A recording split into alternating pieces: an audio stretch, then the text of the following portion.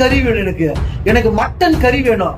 வாரம் ஞாயிற்றுக்கிழமை மட்டன் எடுக்கிறதுக்கும் சிக்கன் எடுக்கிறதுக்கும் கடையில போயிட்டு நிக்கிறத அப்ப நீ சொல்லணும் சீமான் பேசுற அரசியல் தப்பு, ஆடு மாடுகளுக்கெல்லாம் சீமான் பேசுறாரு, இதெல்லாம் என்ன அரசியல் சொல்லிட்டு திங்க மட்டும் வக்கனையா உனக்கு முடியுது. ஆனா ஆடுகளுக்கான அரசியல், மாடுகளுக்கான அரசியல், மரத்துக்கான அரசியலை பேசினா உனக்கு அது கிண்டலா இருக்கு. உனக்கு 1 லட்சம் பேரை வச்சு மாநாடு நடத்துற ஒரே பார்ட்டி நாம் தமிழர் தான். தெரியுமா உங்களுக்கு? அவுத்திக்கீரை கட்டு கொட்டு புண்ணாக்கு சேல்ஸ் அதிகம். 15 லட்சம் மாடு. உனக்கு என்ன தெரியும் மரத்தை பத்தி என்ன தெரியும் உனக்கு? ஒன்னும் தெரியாதுன்னா நீ விஜய்க்கு முட்டு கொடு. சீமா நீரை பத்தி பேசுறாரு. டே, ஒரு நாள் தண்ணி குடிக்காம இருப்பியாடா நீ? ஒரு நாள் இருப்பியா? அப்புறம் தண்ணிக்கான அரசியலை அண்ணன் சீமான் அவர்கள் பேசுறாருன்னா நீ கிண்டல் அடிப்பியா, நக்கல் அடிப்பியா? தமிழுறவுகள் அனைவருக்கும் வணக்கம். அதாவதுங்க, நேற்று தந்தி தொலைக்காட்சியில விவாத நிகழ்ச்சி நடைபெற்றதுங்க. குறிப்பா விஜய் இப்ப மக்களை சந்திக்க வர ஆரம்பித்தீங்களா, இது குறித்து தான் அந்த விவாத நிகழ்ச்சி நடைபெற்றது. நாம் தமிழர் கட்சி சார்பாக சகோதரர் அபுபக்கர் அவர்கள் கலந்து கொண்டு பேசியிருந்தாரு. அதே போல விஜய் ஆதரவுன்னு சொல்லிட்டு முஸ்தபா நினைக்கிறேன், அவரு கலந்து கொண்டு பேசியிருந்தாரு. ஆனா அபுபக்கர் அவர்கள் பேசும்போது பல செய்திகளை பகிர்ந்திருந்தாரு. முக்கியமா விஜயுடைய அரசியலே சரியில்லைங்க, தன்னுடைய ரசிகர்கள் எல்லாம் அரசியலே படுத்தலைங்க என்று அவர் விமர்சனம் பண்ணியிருந்தாரு. அதே போல விஜய் அவர்கள் ஒரு கூட்டம் நடத்துறாரு. அந்த கூட்டம் ஒரு மாநாடு முடிஞ்சதுக்கு அப்புறம் அந்த இடத்துல கிட்டத்தட்ட 10,000க்கும் மேற்பட்ட நாற்காலிகள் எல்லாம் உடைக்கப்பட்டிருக்குங்க.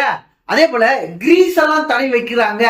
ஒரு தலைவர் வராரு, அந்த தலைவரை எளிமையா அணுக கூட முடியல, கிரீஸ் எல்லாம் தடை வைக்கிறாங்க. இதெல்லாம் என்னங்க அரசியல் என்ற அடிப்படையில தனது விமர்சனத்தை முன் வச்சிருந்தாரு.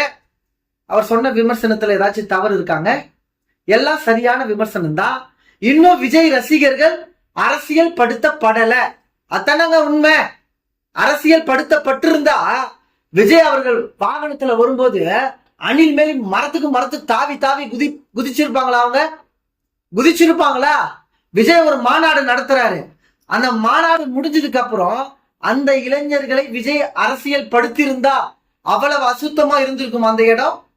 சொல்லுங்க, இருந்திருக்குமா? நாற்காலிகள் உடைக்கப்பட்டிருக்குமா? அரசியல் படுத்தப்பட்டிருந்தா? மாநாடு நடக்குது, அந்த மாநாடு திடல்ல உக்காந்து மது குடிக்கிறாங்க, சாராயத்தை குடிக்கிறாங்க.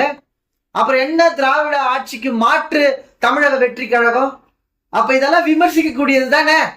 நீங்க மாற்றம்னு வரீங்க, ஆனா இந்த திராவிட கட்சிகளிடமிருந்து எதுலயும் மாற்றம் இல்லையே, கொள்கையிலும் மாற்றம் இல்லை. சரி, தலைவர்களாவது மாறுபடுறாங்கன்னு பாத்தீங்கன்னா இங்கேயும் பெரியா, அங்கேயும் பெரியா, இங்கேயும் அண்ணா, அங்கேயும் அண்ணா, இங்கேயும் எம்ஜிஆர், அங்கேயும் எம்ஜிஆர். அப்புறம் என்ன மாற்று? இது ஒரு ஏமாற்றமா இருக்குன்னு சொல்லிட்டு சரியான விமர்சனத்தை சகோதரர் அபுபக்கர் அவர்கள் முன் வச்சிருந்தாரு. அதன் பிறகு முஸ்தபா அவர்கள் பேசினாரு. அவர் பேசும்போது அண்ணன் சீமான் அவர்களை அவர் கிண்டல் அடிக்கிறாராம், நக்கல் அடிக்கிறாராம் என்ற தொனியில அவர் பேசியிருந்தாரு. அதாவதுங்க, சீமான் பிச்சை எடுத்துதான் கட்சி நடத்துறாரு. பிச்சை எடுத்து கட்சி நடத்துறதுல என்ன தப்பு? என்ன தப்பு சொல்லுங்க முஸ்தபா, சொல்லுங்க. மக்கள் பணத்தை கொள்ளையடிக்கல, மக்கள் பணத்தை திருடல, மக்களை ஏமாத்தி பிழைக்கல, மக்கள் கிட்ட பிச்சை எடுத்து மக்களுக்கான ஒரு அரசியலை நாம் தமிழர் கட்சி செய்து, இதுல என்ன தவறு இருக்கு? இதுல என்ன பிழை இருக்கு? அதை நக்கல் பண்ணி பேசுறது. பிச்சை எடுத்து சீமான் கட்சி நடத்துறாரு. அதே போல ஆடு மாடு மாநாடு நடத்துறாரு, ஆடுகளோட பேசுறாரு, மாடுகளோட பேசுறாரு, மரத்தோட பேசுறாரு, நீரோட பேசுறேன்னு சொன்னாரு. இது என்னங்க அரசியல்? இதெல்லாம் ஒரு அரசியலா அப்படின்னு விமர்சனம் பண்ணியிருந்தாருங்க. அதே போல சீமானுக்கு அதிகமான வாக்கு விழுங்க. ஆடுகளுக்கெல்லாம் ஓட்டுரிமை கொடுத்தா, மாடுகளுக்கெல்லாம் ஓட்டுரிமை கொடுத்தா சீமானுக்கு அதிகமான வாக்கு விழுங்க. ஏன்னா அவர் அதற்கான அரசியலை தானங்க பண்ணிட்டு இருக்காரு. மரத்தோட பேசிட்டு இருக்காருங்களாங்க சீமான.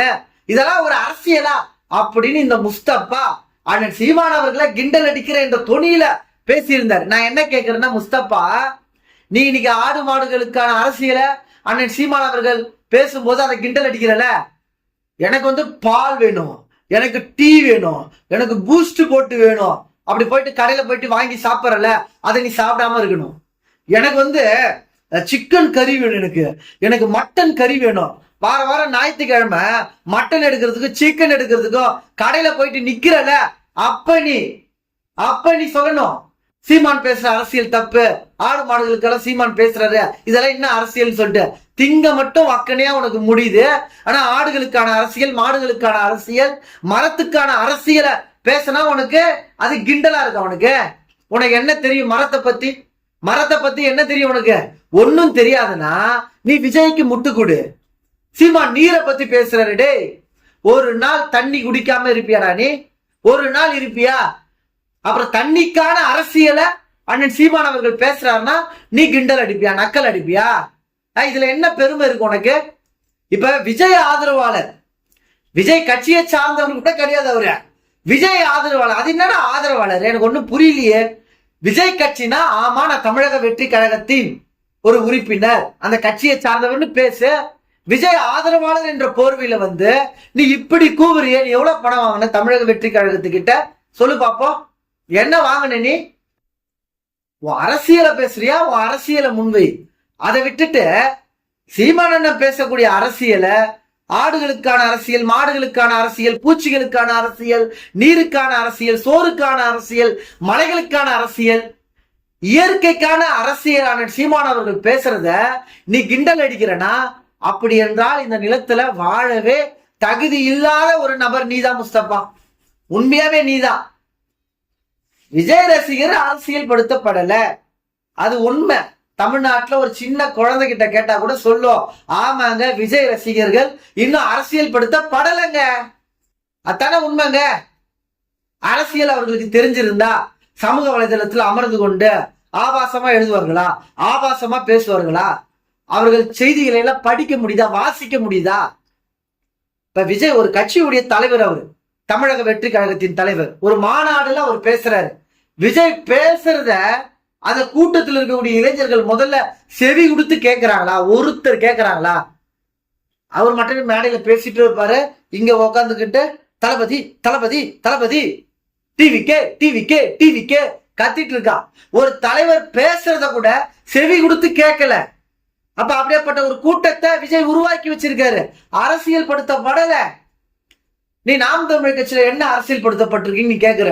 நீ ஒரே ஒரு நாள் நாம் தமிழர் கட்சி கூட்டத்துக்கு வா, ஒரு நாள் அமர்ந்து பாரு. எங்க அண்ணன் சீமான் அண்ணன் மேடையில பேசும்போது சின்னதா ஒரு சத்தம் வருதான்னு பாரு. அண்ணன் சீமான் அண்ணன் பேசுறதுக்கு கைத்தட்டல்கள் இருக்கும், பாராட்டுகள் இருக்கும். அதை தாண்டி அண்ணன் சீமான் அண்ணன் பேசும்போது இங்க கீழே அமர்ந்து கொண்டு நாம் தமிழர் கட்சி உறவுகள் இடையூறு செய்யறது போல ஒரு செய்தியை உன்னால காட்ட முடியுமா? அது போல நாம் தமிழர் கட்சி உறவுகள் நடந்து கொண்டிருக்காங்களா? இளைஞர்களை அரசியல் படுத்தி வச்சிருக்காரு. கூட்டம் முடிஞ்ச பிறகு குப்பமேடா காட்சி அளிக்கப்படுகிறது. தமிழக வெற்றி கழகத்தின் மாநாடுகள், கூட்டங்கள் எல்லாம் நாம் தமிழர் கட்சி கூட்டத்துக்கு வந்து பாரு.